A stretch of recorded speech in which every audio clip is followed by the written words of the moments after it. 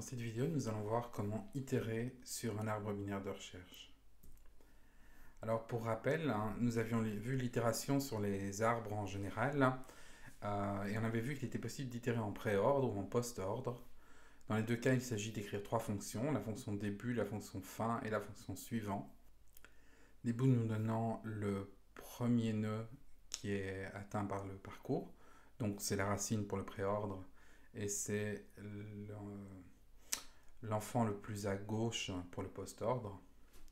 Et puis, la fonction suivante nous permettant de passer d'un nœud à l'autre, jusqu'à ce qu'on arrive à un nœud vide, ce qui est ce que nous renvoie la fonction fin.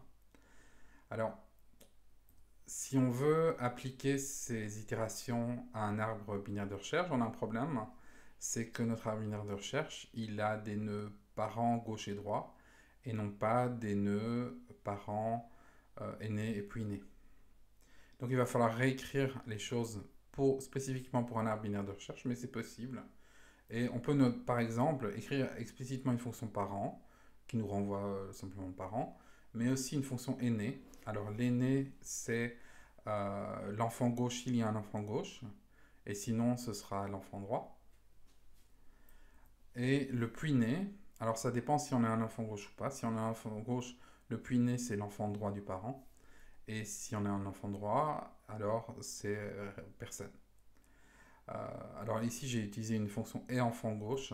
Ben, c'est simplement une fonction qui demande aux parents si on en est l'enfant gauche. Vous noterez que pour pouvoir écrire toutes ces fonctions, on a besoin d'accéder aux parents. De manière générale, si on veut pouvoir itérer sur un arbre, on a toujours besoin d'un pointeur vers le parent. Évidemment, ce qui est le plus intéressant dans un arbre binaire de recherche, c'est de pouvoir itérer en ordre symétrique, parce que ça va nous permettre d'itérer en ordre croissant des clés. Et c'est d'ailleurs les itérateurs qui sont fournis par Standard Set et Standard Map en C++. Alors, itérer en ordre symétrique, ça veut dire être capable d'écrire une fonction symétrique qui va nous faire le parcours symétrique de l'arbre, donc le parcours croissant, sous la forme d'une boucle n égale début, tant que n est différent de fin, n égale suivant de n. Donc on va devoir écrire nos fonctions début, fin. Alors le début du parcours symétrique, c'est clairement le minimum de l'arbre. Et donc on peut simplement faire ça, on cherche le minimum, et on renvoie ce nœud-là comme étant le début. La fin, c'est comme d'habitude, le pointeur nul. Il reste à écrire la fonction suivante, qui est la plus compliquée. Alors la fonction suivante en ordre symétrique, elle va dépendre de est-ce que notre nœud courant a un sous-arbre droit ou pas. Alors, si elle a un sous-arbre droit, c'est le cas des nœuds 1, 2, 4, 6, 8 et 11, qui ont tous un sous-arbre droit. Eh bien, le suivant, c'est facile. Il est dans le sous-arbre droit, et c'est le plus grand du sous-arbre droit. C'est celui que l'on cherchait quand on faisait quand on supprimait un élément en utilisant la technique de Hubbard. Le suivant, c'est le minimum du sous-arbre droit. Mais ça, ce n'est vrai que quand il y a un sous-arbre droit. Ce n'est pas vrai pour tous ces nœuds roses. 3, 5, 7, 10 et 12 n'ont pas de sous-arbre droit. Et donc le suivant n'est forcément pas dans le sous-arbre droit. Il est forcément plus haut. Alors si on regarde, le suivant de 7 par exemple, eh bien c'est 8. Là, il va falloir remonter dans l'arbre de parent en parent en parent en parent jusqu'à se retrouver 8. Le suivant de 3, eh bien c'est 4. De nouveau, il faut remonter dans l'arbre. Alors jusqu'à où il va falloir remonter jusqu'à ce que le parent soit plus grand que l'élément actuel. Alors le parent sera plus grand que l'élément actuel dès lors que on est dans son sous-arbre gauche. Alors on peut le faire comme ça. Donc si le suivant, c'est le premier ancêtre dont on appartient au sous-arbre gauche, on pourrait éventuellement le faire premier ancêtre qui est plus grand que l'actuel. Alors le pseudocode ressemblerait à cela. On a une fonction suivante qui donc, si on a un sous-arbre droit, renvoie le minimum du survre droit, alors on peut appeler la fonction début. Et sinon, on va boucler, tant qu'on est un enfant droit, on va passer de parent en parent, jusqu'à ce qu'on ne soit plus un enfant droit. Et il y a deux manières de ne plus être un enfant droit. Soit c'est parce qu'on est devenu un enfant de gauche, soit c'est parce qu'on est la racine, et la racine n'est l'enfant droit de personne. Comme nous l'avions fait pour les arbres quelconques, on peut tracer les itérations, et évidemment toutes ces traces seront exactement les mêmes. Ce sera les traces d'un parcours en profondeur, mais un parcours en profondeur où on suit les différents liens.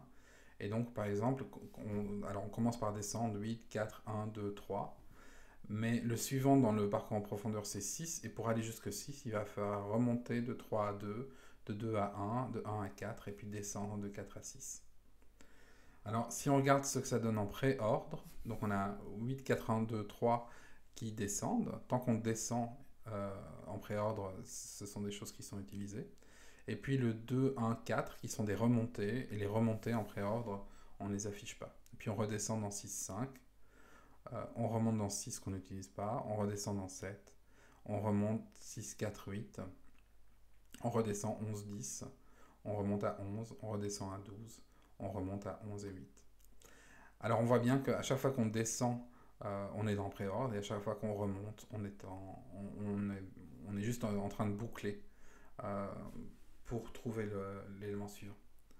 Le post-ordre a évidemment passe exactement par les mêmes nœuds, simplement il n'affiche pas les mêmes puisque l'ordre n'est pas pareil. Et finalement, le parcours symétrique fait aussi exactement le même parcours. Tous ces éléments ont toujours exactement le même parcours. Simplement, ils n'affichent pas nécessairement les mêmes choses. Il faut noter que cette itération en profondeur, comme toujours, elle aura une complexité linéaire en le nombre d'éléments, puisque essentiellement, elle passe une fois par chaque pointeur. Alors, certains nœuds apparaissent une fois, certains nœuds apparaissent plusieurs fois. Ça dépend du nombre de pointeurs qui pointent vers eux.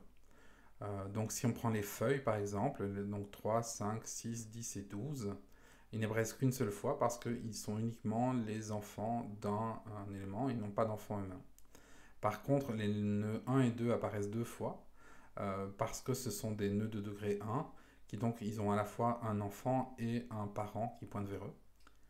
Enfin, les nœuds 4, 6, 8 et 11 sont de degré 2 et donc ils apparaissent trois fois dans le parcours en profondeur puisqu'ils ont chacun un parent et deux enfants qui pointent vers eux. Et donc, comme le parcours au total a une complexité linéaire, l'appel à la fonction suivant aura en moyenne une complexité constante, puisque quand on l'exécute n fois pour faire l'entièreté du parcours, ça a une complexité O de n.